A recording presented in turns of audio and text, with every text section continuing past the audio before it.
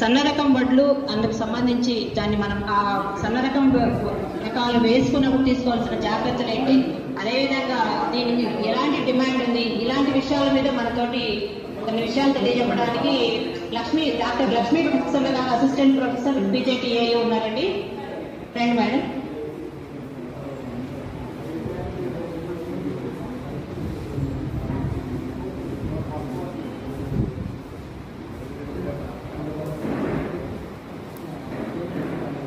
రైతు నేస్తం కార్యక్రమానికి విచ్చేసిన గౌరవాతిథులకు, పెద్దలకు, రైతు సోదరులకు అందరికీ నమస్కారం.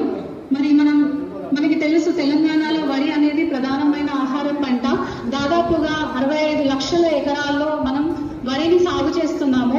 అయితే మన తెలంగాణ ప్రభుత్వం వరిలో సన్న రకాల సాగుని ప్రోత్సహిస్తున్న తరుణంలో మన రైతు సోదరులందరూ కూడా వారి సన్న రకాలను సాగు చేయడానికి, వేసుకోవడానికి సమాయత్తమవుతున్నారు. మరి ఈ తరుణంలో